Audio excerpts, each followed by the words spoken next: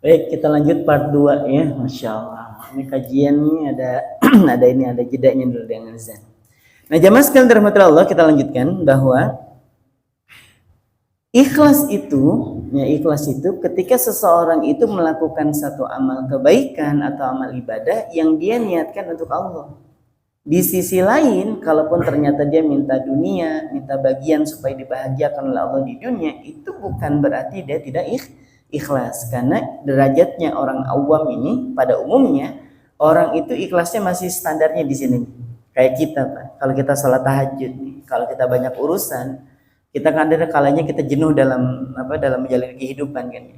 Kadang ada di mana di satu titik kita jenuh bahkan dengan keburukan. Malam kita bangun, ambil air wudhu, gelar sajadah 2 rakaat, mohon ampun sama Allah. Karena emang banyak betul, ya Allah hutang saya. Banyak betul masalah saya, ya Allah banyak betul nih kerjaan di kantor yang nggak kelar-kelar misalnya. Itu boleh nggak? Boleh.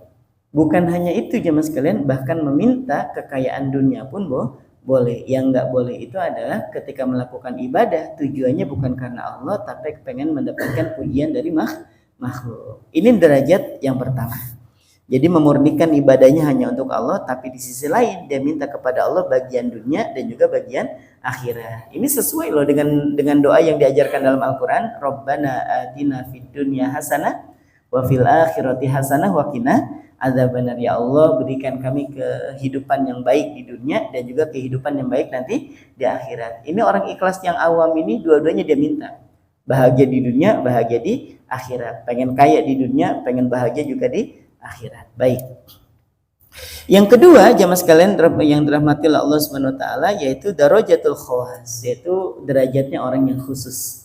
Kalau boleh kita klasifikasikan nih, mungkin kalau bahasa yang mudah dipahami itu ada kelas ekonomi, ada kelas bisnis, ada kelas VVIP. Nah, gitu ya.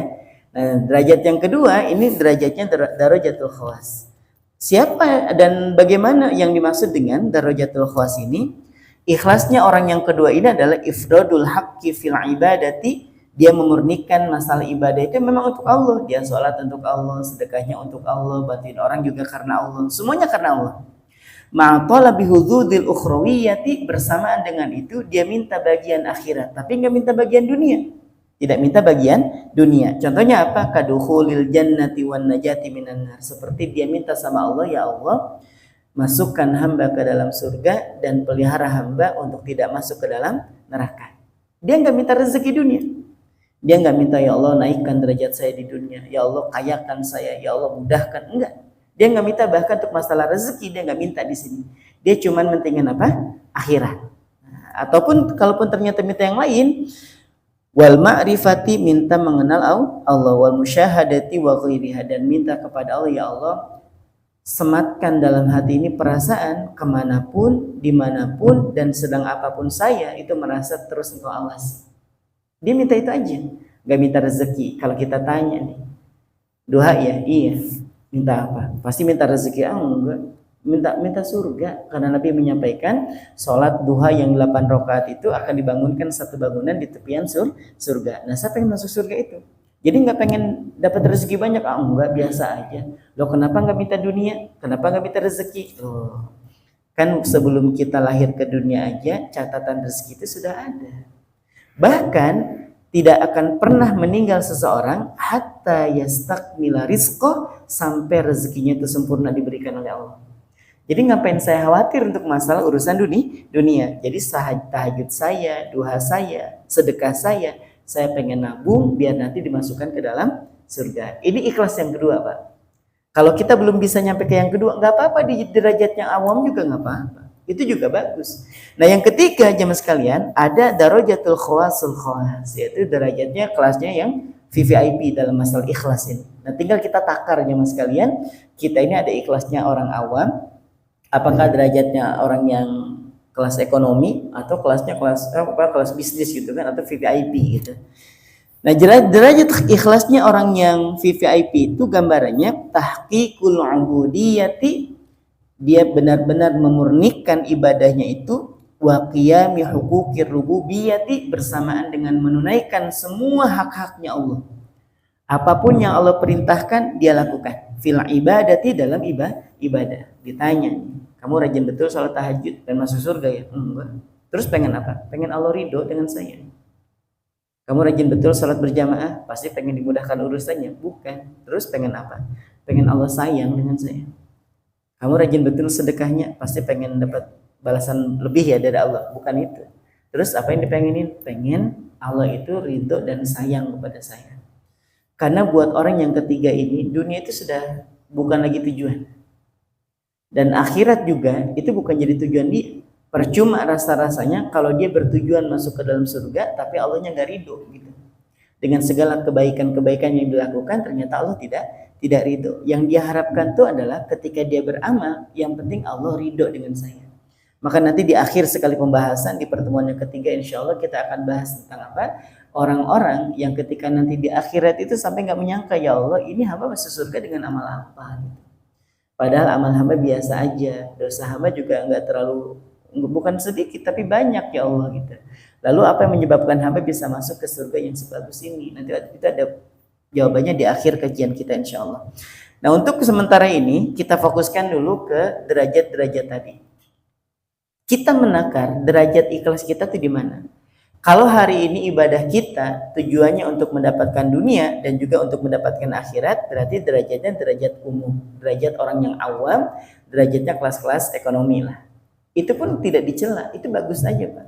Selama kita tidak datang ke dukun, tidak datang ke tempat-tempat yang keramat dan sebagainya, kita tetap sholat, tetap puasa, tetap duha, tetap tahajud. Bersamaan dengan itu kita minta, ya Allah mudahkan urusan saya. Ya Allah bantu hamba untuk bisa melunasi hutang-hutang saya. Ya Allah dekatkan hamba dengan jodoh saya ya Allah. Ya Allah mudahkan urusan anak hamba. Boleh silahkan aja jemaah sekalian. Termasuk sholat duha minta kaya juga boleh. Selama niatan kayanya supaya bisa beramal lebih baik dengan hartanya. Yang kedua derajatnya orang yang khusus, yaitu orang yang ketika berdoa, ketika sholat, ketika bersedekah, dia tidak meminta bagian dunia, yang penting masuk surga. Gitu aja sudah. Kamu lo sholat duha rajin betul nggak kaya juga, biarin aja nggak kaya, yang penting masuk surga. Kamu sedekah bikin sakit hati aja tuh. Kenapa emang? Dia nggak pernah muji kamu loh. Bahkan dia sempat ngomong, Allah cuma 100.000 aja pakai diungkit. Padahal kamu nggak ngungkit.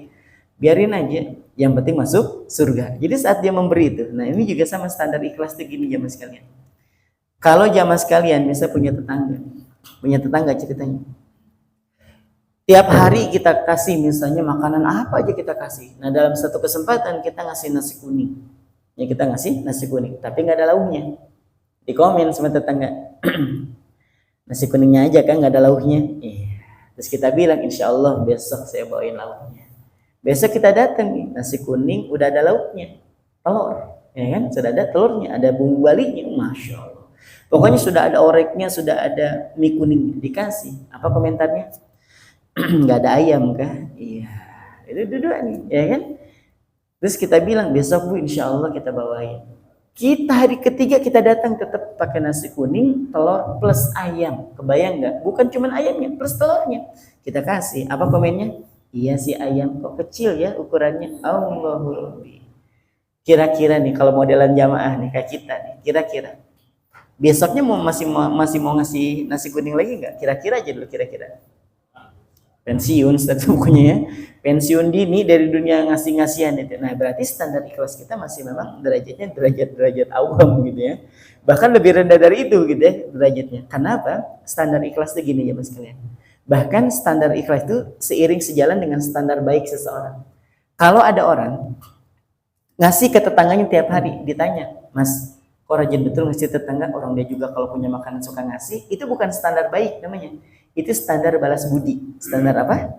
Balas budi. Jadi kalau teman-teman nih biasa minjemin ke orang, karena itu juga orang itu juga biasa minjemin teman-teman, itu namanya bukan standar baik, tapi standar balas budi. Tapi kalau teman-teman melakukan kebaikan bahkan kepada orang yang tidak pernah mengapresiasi, tidak pernah memuji, tidak pernah bilang terima kasih, dan terus-menerus dilakukan kebaikan itu, ini standar baiknya seperti itu. Dan standar ikhlas itu harusnya seperti itu. Saat kita melakukan kebaikan tidak ada pujian, nggak apa-apa, nggak masalah buat saya.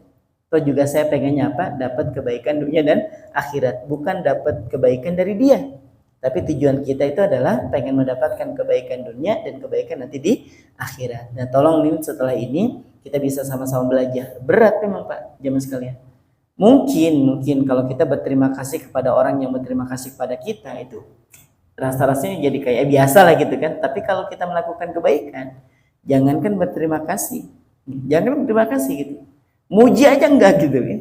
Bahkan justru komentarnya ada aja gitu yang membuat pemberian gitu kayak nggak punya nilai. Tapi kita tetap memberikan kebaikan itu, maka kita disebut sebagai orang yang betul-betul ikhlas tuh di situ.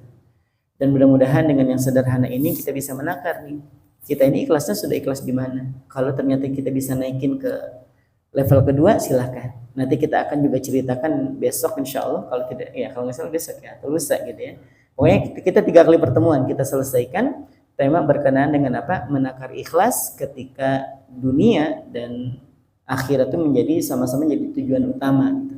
Apakah itu diperkenankan atau tidak? Terus bagaimana keadaan orang yang amalnya itu tidak diterima dan sebagainya, apakah benar-benar tidak memiliki nilai sama sekali? Nah, itu nanti kita akan bahas di pertemuan yang akan datang. Yang jelas hari ini kita bahas 3 aja dulu. Derajat ikhlas itu ada ikhlasnya orang awam, ada derajatnya orang yang khusus, ada derajatnya orang yang di atasnya khusus gitu ya. Khawasul khas itu di atasnya khusus atau kelasnya VVIP. Dan mudah-mudahan kalaupun ternyata kita tidak bisa sampai ke level 2, ke level 3, paling tidak kita masih bisa berada di level pertama yang ibadah kita hanya untuk Allah, tapi bersama dengan itu kita minta bagian daripada dunia. Wallahu a'lam bishawab. Kita tutup dulu kajian kita dengan sama-sama baca hamdalah. Alhamdulillahirabbil alamin. Subhanakallahumma bihamdika asyhadu an la ilaha illa anta astaghfiruka wa atubu ilaik. Kurang lebihnya mohon dimaafkan. Assalamualaikum warahmatullahi wabarakatuh.